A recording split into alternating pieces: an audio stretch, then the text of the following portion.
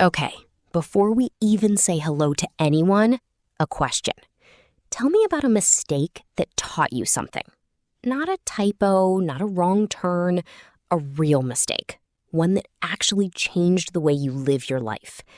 Jake, what comes to mind for you? Oh, a mistake that changed the way I live. I've got one, and it still makes me cringe to think about it. But you can't ask a question like that and not answer it yourself, so you're in this with me. I'll answer mine, I promise. I never ask what I can't answer myself. But give me a hint about yours first, because I can already tell this is going to be good. Here's the hint. It happened at work when I was 24. And the strangest part is, it wasn't the mistake itself that was the problem. It was everything I did after. That's all you're getting for now. Consider me intrigued. But first, hello, and a warm welcome to everyone listening. If you're new here, I'm Emma, and this is Jake. Today's conversation is about mistakes, the ones that teach us, the ones we hide, and why the fear of making them might be the biggest mistake of all. And we'll share two very different stories, argue about whether there's such a thing as a good mistake, and give you a practical way to recover from any blunder, plus a game. Obviously a game. Stick around. This one gets honest. Right, so Jake, work, 24, and a mistake. What happened? Take it from the top. I was a junior analyst at a finance firm. First proper job, and I was desperate to prove myself. The classic overeager new guy. One afternoon, I sent a report to one of our most important clients, and buried in it was a single wrong number, 1 decimal point in the wrong place. 1 decimal point. Those things are brutal. They look so small, so innocent, until they explode. So what did you do? The honest answer. The honest answer is the whole story. I panicked. Instead of telling my boss, I decided to fix it quietly. I thought I could correct it before anyone noticed. Classic rookie mistake, right? I was so focused on not looking bad that I chose the one path guaranteed to make me look worse. Did you manage to fix it quietly? Or did it blow up? It blew up. The client found it first, called our office, furious, questioning whether our whole team could be trusted. And when my boss called me in, I did the worst thing possible. I told a half-truth. I said the error had been sitting there for weeks and nobody had caught it. I made it sound like a system problem instead of a me problem. Oh no, the half-truth. So did they believe you? What happened next? My boss was too smart for that. He just leaned back in his chair, looked at me across the desk and said, "Jake, I know it was you. The question is whether you tell me now or make me dig for it." And that sentence, honestly, it rearranged something in my brain. I'd never been called out so gently and so firmly at the same time. So what did you do? Did you come clean? I came clean, told him everything. The error, the panic, the half-truth, the whole messy sequence. And you know what he did? He didn't fire me. He didn't even shout. He just said, "The error was a mistake. Hiding it was a choice. Now you know the difference." The error was a mistake. Hiding it was a choice. That's going straight into my notebook. So what actually changed for you after that day? Everything. I'd always thought admitting a mistake made you weaker, like it was a confession of failure. That day I learned the opposite. Owning it early is the cheapest fix there is. Every hour you spend hiding a mistake doubles the price of admitting it. I've lived by that rule ever since, at work and everywhere else. That's a hard lesson, learned early, and clearly it stuck. Okay, my turn. I promised you a story. Mine is quieter than yours, but it taught me something I still carry every day. Go on, I've been waiting for this. Let's hear it. When I was 19, there was a scholarship to study in Spain for a year. Full ride, flights, accommodation, everything paid. And I never applied. Wait, never applied? Why not? That sounds like a dream opportunity. I'm already confused. Because I'd already decided I wasn't good enough. I read the requirements, and my brain said, "You don't stand a chance. There will be hundreds of applicants, they want people who've done amazing things, and you're just you." So I never even started the application. I rejected myself before anyone else could. Emma, that's painful to hear. So what happened? Did you ever find out whether you'd have had a real shot? 5 years later, I met the woman who ran the program, at a party of all places, and I told her the story, half joking. She looked at me very seriously and said, "You know, we interviewed 11 candidates that year. One of them was a girl with a background almost identical to yours. We would have loved to meet you." Oh no, that's a gut punch.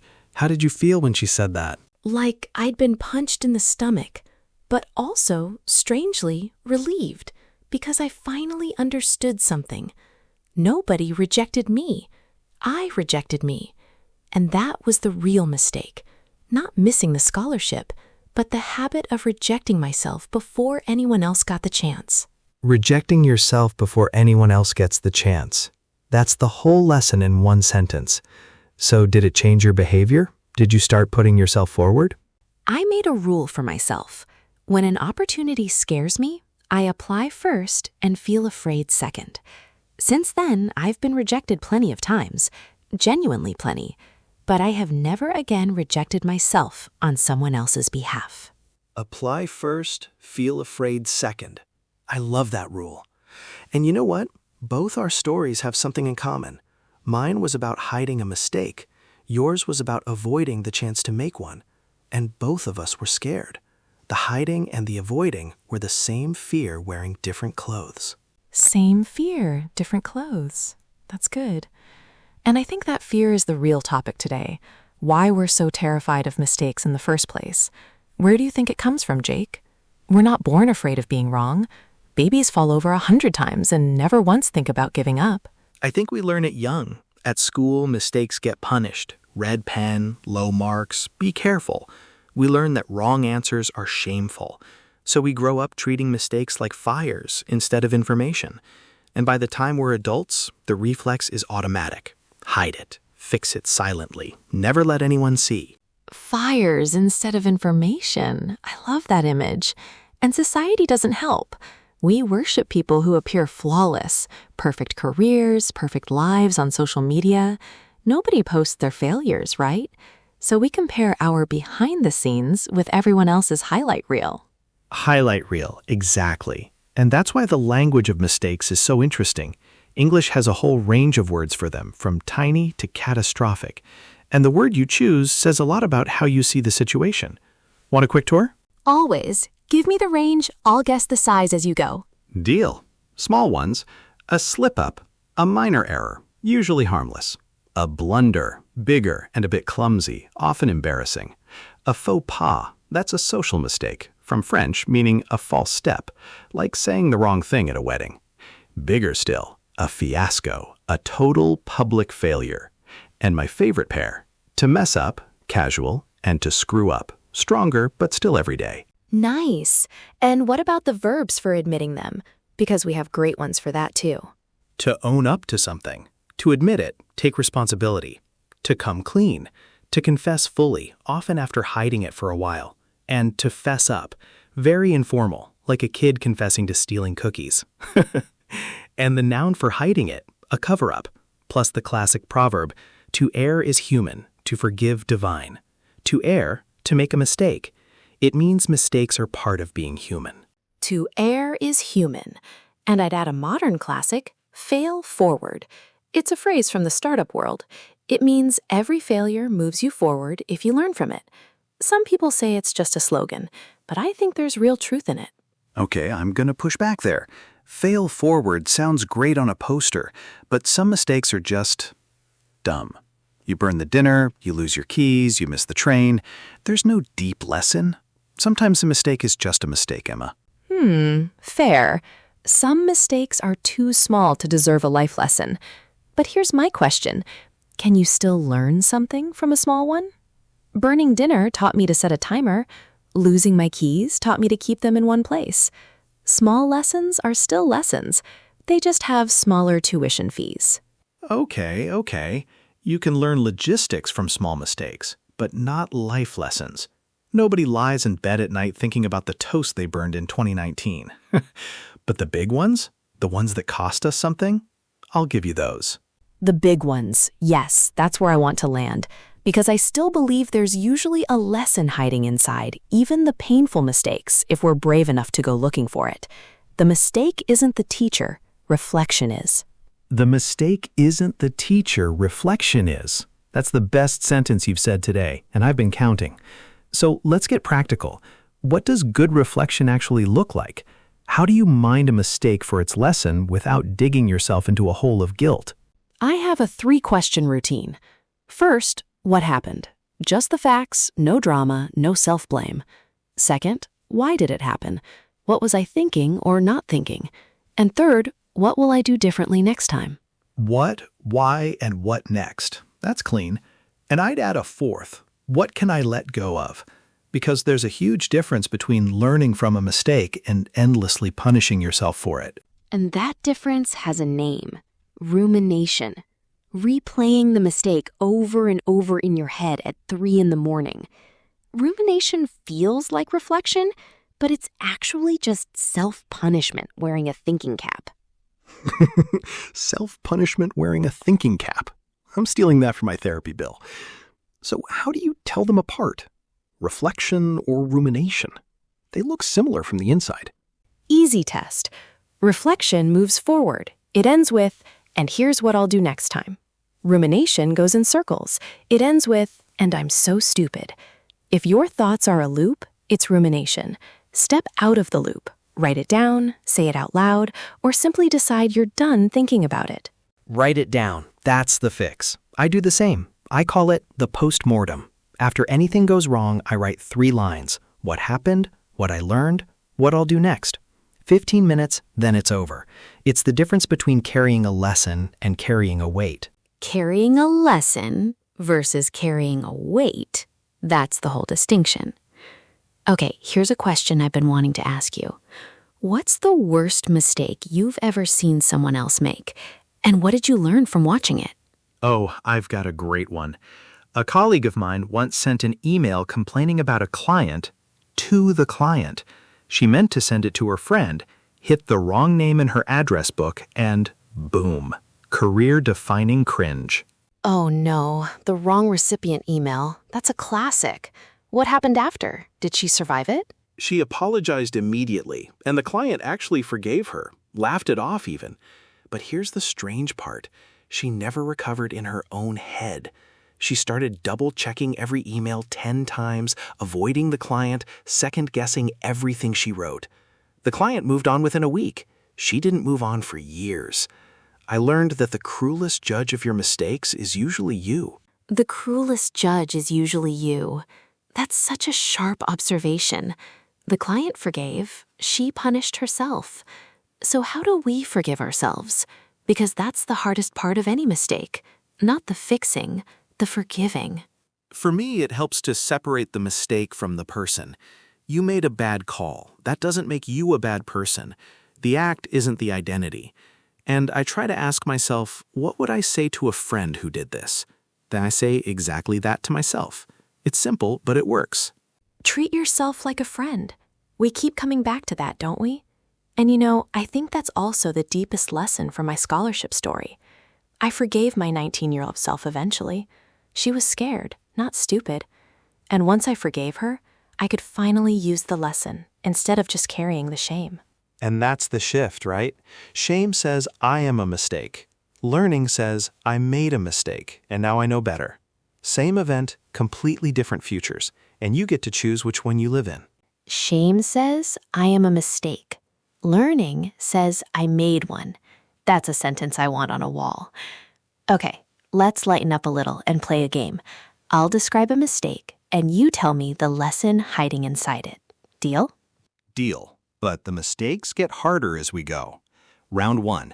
A man spends 3 years studying a language from books, then travels to the country and can't understand a single word anyone says. What's the lesson? The lesson: studying from books isn't the same as hearing real speech. You have to practice with real people.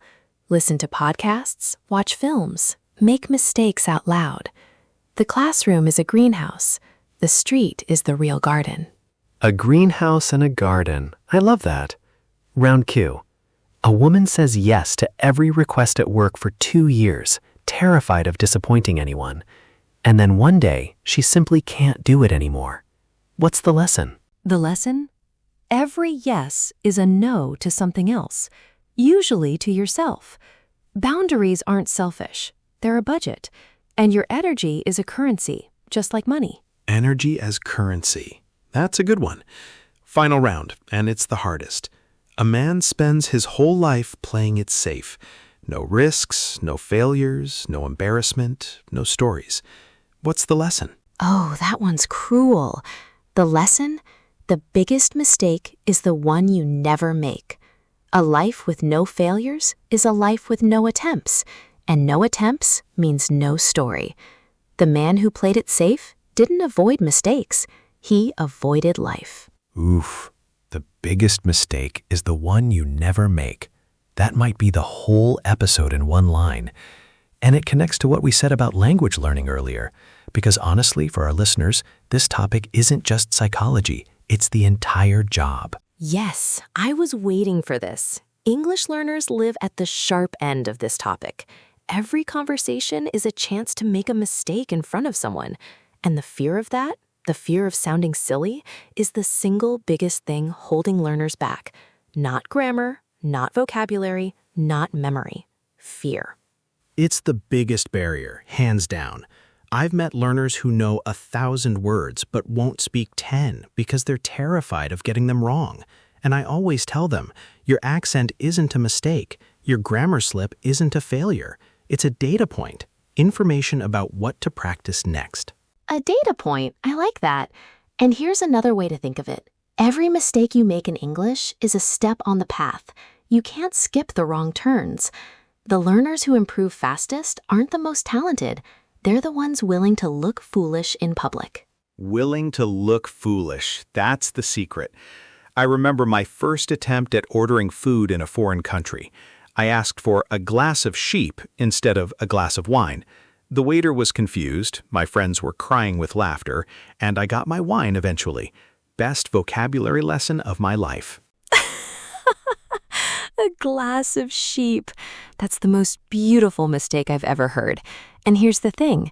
That mistake is a gift to every learner listening. He survived, he laughed, he told the story for years. Nobody died of embarrassment. Exactly. And that's my encouragement to learners. If you make a mistake in English, congratulations. You just earned a story. The worst outcome of a language mistake is usually a funny story. And funny stories are the best vocabulary teachers there are. And we should name the most common mistake learners make, the meta mistake. Waiting until your English is perfect before you use it. Perfectionism is procrastination in a fancy suit. There's no perfect day to start speaking. There's only today. Perfectionism is procrastination in a fancy suit. That's going on the wall next to the other one. And you know what? That applies to everything, not just English. How many people never start the business, never write the book, never apply for the scholarship because they're waiting for perfect conditions? Ooh, the scholarship. Full circle. You're right. I nearly spent my whole life waiting for the moment when I felt ready. But readiness doesn't come before action. It comes from action, from the mistakes you make along the way. Ready or not, here we come. Okay, let's gather everything up. We promised practical. 3 takeaways for our listeners. You start. Takeaway 1. When you make a mistake, own it fast. The error is a mistake. Hiding it is a choice. Every hour of hiding doubles the price. Takeaway 2. Separate the mistake from the person. Shame says, I am a mistake. Learning says, I made one. Same event, different futures. And takeaway 3 from me. Build your post-mortem habit. What happened? Why? What next? What to let go? 15 minutes, then move on. And remember the meta lesson. The biggest mistake is the one you never make. So go out and make some good ones. Make some good ones. I love that. And a special note for our English learners, this week, make one mistake on purpose. Order something in English you don't know how to say. Ask a question you're not sure how to phrase. Say a sentence with the wrong tense, and keep going anyway. Make one mistake on purpose. That's the boldest homework we've ever given, and I love it. And you know what? It's also the kindest, because it gives you permission to be human, and that's where real learning lives. Before we close, one final question. The deepest one we've asked all episode. If you could go back and undo your mistake, the report, the panic, the half-truth, would you? That's a serious question. Honestly, no. If I could go back and write the report perfectly, I'd miss the lesson. That conversation with my boss is still the best training I ever had. The mistake was the tuition fee for a lesson I use every single week. The tuition fee. That's beautiful. And me? I wouldn't undo my mistake either. I'm not glad I missed Spain, but I'm glad I learned why. Because that lesson, don't reject yourself first, has been worth more to me than a year abroad ever could have been. Or maybe that's just what we tell ourselves to feel better about our mistakes. But that's okay. Turning a mistake into a story you can live with is exactly what humans do. It's how we make sense of our own lives. And that right there is why this topic matters so much. Mistakes are the raw material of stories, and stories are the raw material of wisdom. Every culture on earth has a saying about it. Fall 7 times, stand up 8. That's a Japanese proverb. The wise man learns from his mistakes. That's just everybody. Fall 7 times, stand up 8. I want that on a t-shirt. And I want to add our own proverb to the list. A mistake is information wearing a heavy coat. It's cold and heavy while you're wearing it, but underneath, there's always a message. Information wearing a heavy coat. That's the episode in one image. Okay, let's send our listeners out with a promise and a question. The promise: we all make mistakes, every single one of us, every single day, including the people who look perfect online. You are not behind, you are not broken. And the question: what's a mistake you made that taught you something? Sit with it for a minute, even the painful ones. And if a lesson shows up, that's not a small thing. That's wisdom with a receipt. Wisdom with a receipt. I love that. Thank you all so much for being here today. If this episode helped you forgive a mistake of your own, or gave you courage to make a new one, tell us in the comments. We genuinely read them all, and we love your stories. And if you're a learner, remember, the person who never makes mistakes never learns anything. The person who makes them bravely learns everything. Be that person. We'll see you next time. Before we truly go, one more thought I want to leave you with. The mistakes that define us aren't the ones we make. They're the ones we make something of. So go make something of yours, and be gentle with yourself on the way. And on that note, thank you for spending part of your day with us. Whatever mistake you made today, it's already done. Tomorrow, you get to try again. And that's a gift most people forget they have. It's the best gift there is, a new day with another chance. Goodbye, everyone. Be kind to your own errors. And when in doubt, make the mistake that teaches you something. And that's the real lesson behind every mistake. They're just the price of admission to a life where you keep trying. Fall 7 times, stand up 8. Take care of yourselves and take care of each other. Bye. Wait, I almost forgot. One more promise, and it's the most important one we've made all episode. Next time you catch yourself replaying a mistake at 3 in the morning, remember, reflection moves forward, rumination goes in circles. You're not stupid. You're learning. Good night, everyone. And with that, we're done. But the lesson isn't. Carry it gently, use it often, and never, ever confuse the mistake with the person making it. See you next time, everyone. Bye.